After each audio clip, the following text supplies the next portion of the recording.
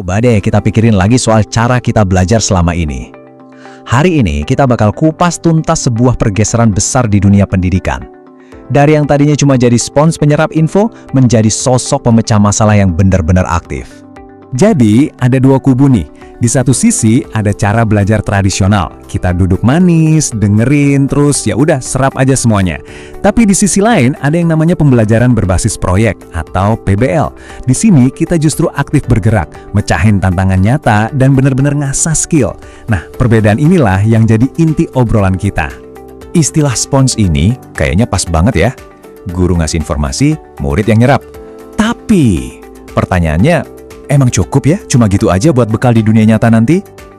Oke, biar gampang, kita kenalan dulu sama sebut saja Pak Denger. Gaya mengajarnya ya gitu. Beliau jelasin dulu semua teori fisika, baru setelah itu muridnya dikasih tugas bikin menara. Pendekatannya sangat terstruktur dan ya satu arah. Disinilah muncul pertanyaan penting. Apa metode kayak gini beneran cukup? Apakah dengan cuma jadi spons kita bisa jadi pemikir-pemikir inovatif yang dibutuhkan zaman sekarang? Kayaknya enggak kan? Nah, inilah yang bikin kita harus cari cara lain. Oke, sekarang kita tinggalin dulu cara lama. Yuk kita kenalan sama sebuah pendekatan yang jauh lebih dinamis, pembelajaran berbasis proyek, atau yang biasa disingkat PBL. Jadi, PBL itu apa sih sebenarnya? Ini tuh bukan sekedar bikin tugas clipping atau presentasi di akhir bab ya. PBL itu sebuah metode di mana siswa benar-benar menyelami satu tantangan dari dunia nyata dalam waktu yang cukup lama sampai mereka benar-benar paham seluk-beluknya. Nah, sekarang coba kita bandingkan sama Bulaku. Beda banget. Bukannya ceramah, beliau langsung kasih tantangan. Nih ada spaghetti, selotip marshmallow. Coba bangun menara setinggi mungkin. Siswa jadi harus langsung mikir, coba-coba, gagal, coba lagi, kerjasama. Nah, inilah intinya PBL. Manfaatnya? Wah, jelas banget. Siswa jadi jauh lebih terlibat. Dan pemahaman mereka soal materi jadi lebih dalam.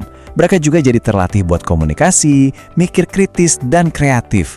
Ujung-ujungnya, hasil belajarnya pun jadi lebih baik. Dan ini bukan cuma omongan doang loh, ada datanya. Sebuah uji coba yang melibatkan ribuan siswa nunjukin kalau PBL itu hasilnya secara signifikan lebih unggul dibanding kurikulum tradisional. Dan ini berlaku di berbagai mata pelajaran. Keren kan? Oke, jadi kita udah tahu PBL itu keren. Tapi, gimana cara bikin PBL yang beneran bagus dan efektif? Soalnya, ini bukan cuma sekedar ngasih proyek asal-asalan. Ada resepnya, ada cetak birunya, yang terdiri dari 5 kunci penting. Nah, menurut seorang ahli bernama Peggy Artmer, ada 5 kunci buat bikin PBL yang mantap. Kunci-kuncinya adalah harus nyambung sama dunia nyata, harus jadi inti pembelajarannya, kerjasamanya harus terstruktur, harus digerakkan sama siswa sendiri, dan terakhir, penilaiannya dari berbagai sisi. Yuk kita bedah satu persatu. Kunci yang pertama, koneksi ke dunia nyata. Jadi proyeknya itu harus berangkat dari masalah atau pertanyaan yang beneran ada. Contohnya nih, daripada cuma baca buku tentang ekosistem, mendingan siswa langsung meneliti, air sungai di dekat sekolah kita isinya apa aja ya, dan gimana zat-zat itu bisa nyampe ke sana. Jadi relevan kan? Coba dengerin deh suara siswa ini. Dia bukan lagi ngafalin materi dari buku loh. Dia beneran lagi neliti dampak CO2 di lautan. Inilah kekuatan dari koneksi ke dunia nyata. Belajar jadi terasa penting dan mendesak. Poin kedua ini penting banget. Proyeknya itu bukan kegiatan tambahan buat lucu-lucuan di akhir pelajaran. Bukan. Proyek itu adalah pelajaran itu sendiri. Jadi bukan baca bab soal Romawi kuno, terus bikin pajangan, tapi proyeknya adalah ngerancang dan membangun sebagian kota Romawi. Dan dari situ mereka belajar arsitektur, politik, dan kehidupan sehari-harinya.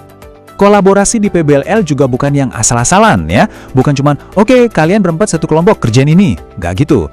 Ada strukturnya, ada peran yang jelas buat tiap anak, ada proses yang diarahkan, biar kerjasamanya beneran efektif dan semua orang kasih kontribusi. Nah, kunci keempat ini nih, yang mengubah segalanya. Di sini, kendali itu pindah dari guru ke siswa. Mereka dikasih pilihan, suara mereka didengar dalam proyeknya. Mereka bukan lagi penumpang, tapi mereka jadi sopir buat proses belajar mereka sendiri. Disinilah mereka beneran berubah. Dari spons, jadi pemecah masalah. Pergeseran perannya kelihatan banget di sini. Guru, dari yang tadinya cuma penceramah, sekarang jadi fasilitator atau pelatih. Sementara siswa, dari yang tadinya cuma nerima doang secara pasif, sekarang jadi penyelidik dan pencipta yang super aktif. Terus soal nilai gimana? Lupakan deh ujian akhir yang bikin stres. Di PBL, penilaian itu proses yang jalan terus. Ada pengecekan rutin, ada masukan dari guru dan teman, dan yang paling penting, siswa juga belajar buat nilai kemajuan diri mereka sendiri. Oke, kita udah bahas apa dan gimananya PBL. Sekarang, yang paling penting, kenapa? Kenapa sih pergeseran ini penting banget? Apa dampaknya buat kita sebagai manusia, baik itu buat siswa ataupun gurunya? Coba dengerin deh semangat di suara siswa ini. Dia bukan cuma belajar reaksi kimia, dia pakai ilmunya buat bikin sesuatu yang nyata. Minuman soda, belajar jadi pengalaman yang gak bakal dilupain. Ini contoh lain. Mereka nggak cuma belajar teori bikin video, tapi mereka langsung bikin acara TV sendiri. Mereka belajar kerja sama tim, jadi kreatif, dan punya tujuan bareng yang jelas. Wow, yang ini mungkin puncaknya sih. Siswa-siswa ini bukan cuma ngerjain proyek, mereka yang rancang proyeknya. Mereka bikin standar penilaiannya sendiri, terus mereka luncurkan proyek itu ke teman-teman sekelasnya. Mereka beneran jadi guru buat diri mereka sendiri. Jadi, intinya apa sih? Pertama, PBL itu bisa ngerangkul siswa yang mungkin nggak cocok sama metode ceramah. Kedua, PBL menciptakan pembelajar yang mandiri dan semangat seumur hidup. Dan yang nggak kalah penting, para guru juga merasa lebih puas ngajarnya, jadi bisa ngurangin resiko burnout atau kelelahan kerja. Pada akhirnya, semua ini membawa kita ke satu pertanyaan besar.